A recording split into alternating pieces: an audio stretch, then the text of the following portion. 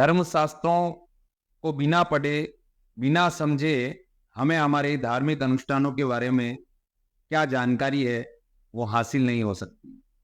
हमारा क्या कर्तव्य कर्म है, हमें अपने पूर्वजों के लिए, देवताओं के लिए हमें क्या करना चाहिए, ये हमें पता नहीं होता है। श्राद्ध श्रद्धा का विषय है। इसमें जितनी श्रद्धा महत्वपूर्ण है, उतना ही व्यक्ति का भाव भी होना चाहिए। जितनी क्रिया महत्वपूर्ण है, उतना ही प्राणी का भाव भी होना चाहिए। पितरों के लिए सर्वपितृ अमावस्या का जो श्राद्ध है, उस श्राद्ध के माध्यम से आपके सभी पितरों की, पूर्वजों की कृपा आपके ऊपर बरसेगी, ऐसा शास्त्रों के अंदर मत लिखा गया है। तमाम ऐसे जो प्रश्न हैं, इन प्रश्नों को छूते हुए आज हम इस वीडियो के माध्यम से आपको जवाब देने वाले हैं। नमस्कार मित्रों, आप देख रहे हैं हमारा ज्योतिष channel perfect astrology by Sunil. तो मित्रों, आज हम आपको श्राद्ध विषय में सर्वपितृ अमावस्या का जो श्राद्ध है, उसके विषय में जानकारी देने वाले। हमने हमारे शास्त्रों का अध्ययन नहीं किया और हम श्राद्ध के विषय में पूर्ण जानकारी भी नहीं रखते हैं, और श्राद्ध हमें किस प्रकार करना चाहिए और शास्त्र में क्या मत करता है, जानकारी के अभाव में हम हमारी पूजा पद्धति से, हमारे धार्मिक अनुष्ठानों से धीरे धीरे दूर होते जा रहे हैं। अब हमें कौन समझाए कि हमें क्या कर्तव्य कर्म करना चाहिए। तो मित्रों, कहीं सुनी बातों में कुछ न कुछ त्रुटि हो सकती है। हमने हमारे धार्मिक अनुष्ठानों को बिना वजह इतना जटिल बना दिया है, और जटिलता की वजह से बहुत सा जो सामान्य वर्ग है, सामान्य प्राणी है, उन अनुष्ठानों को कर नहीं पाता है। शास्त्रों में किसी भी अनुष्ठान को इतना जटिल और इतना कठिन नहीं लिखा गया है। सरल विधि के अनुसार शास्त्रों में उसका वर्णन किया गया है। हमें शास्त्रों का पाठन पठन नहीं होने से, शास्त्रों को नहीं सुनने से, शास्त्रों का अध्ययन नहीं होने की वजह से उसकी संपूर्ण जानकारी नहीं होती है। इसलिए हम हमारे इस कर्म को छोड़कर कहीं सुनी बातों के अनुसार हम आचरण करने लग जाते हैं। तो मित्रों, हमें वो ही करना चाहिए जो हमारे शास्त्रों, धर्म शास्त्रों में लिखा गया है। श्राद्ध कल्प वायु पुराण में, कूर्म पुराण में, गरुड़ पुराण में, इन सभी पुराणों के अंदर वेदोक्त विधि के अनुसार मनीषियों ने वर्णन किया है। सर्वपितृ श्राद्ध के रूप में अमावस्या तिथि को तिथियों का हिमालय कहा गया है, और शास्त्रों के अनुसार जिन पितरों की तिथि हमें ज्ञात नहीं होती, उन सभी पूर्वजों का श्राद्ध हमें अमावस्या तिथि को कर देना चाहिए।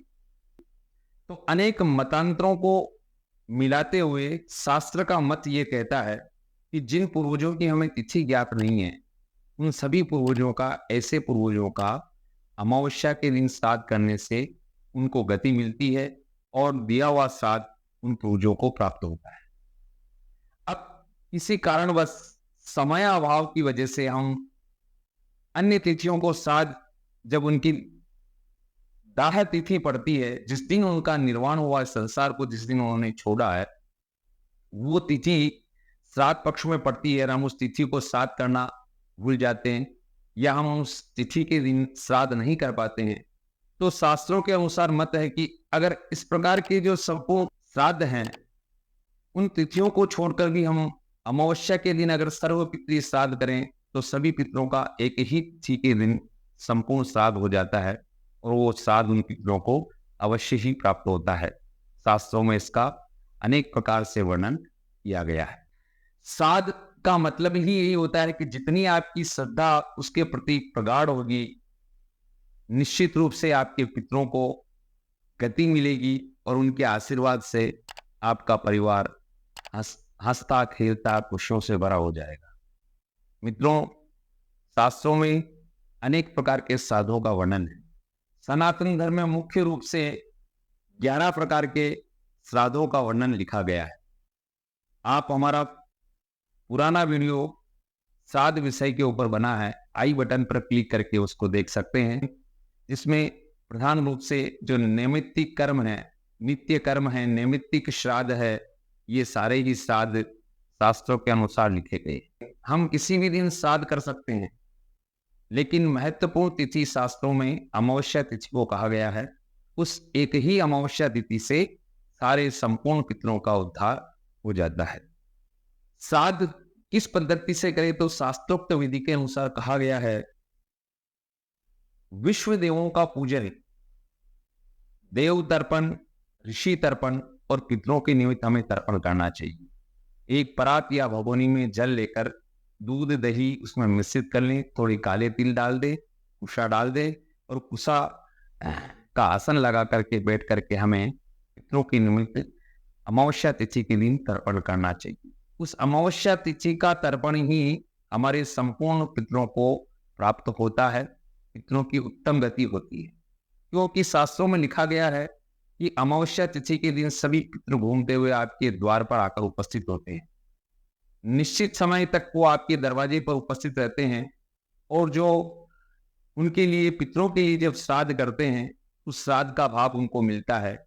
उनके पूर्व जन्म के कुछ क्षय कर्म होते हैं, वो पूरे हो जाते हैं और उन पितरों की गति हो जाती है।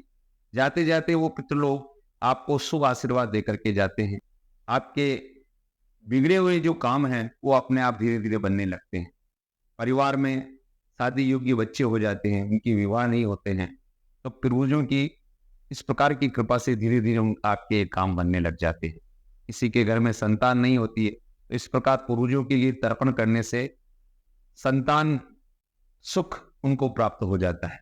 तो मित्रों, ये सर्वपितृ अमावस्या का जो श्राद्ध है, हमें श्रद्धा पूर्वक बड़ी निष्ठा के साथ करना चाहिए और इसी एक श्राद्ध के माध्यम से हम हमारे संपूर्ण पितरों को संतुष्ट कर सकते हैं। वीडियो अच्छा लगे तो आप इसको लाइक करें, शेयर करें, सब्सक्राइब करें, आगे इष्ट मित्रों को भेजें। आपने वीडियो देखा, हमारे चैनल को लाइक करते रहें। बहुत बहुत धन्यवाद।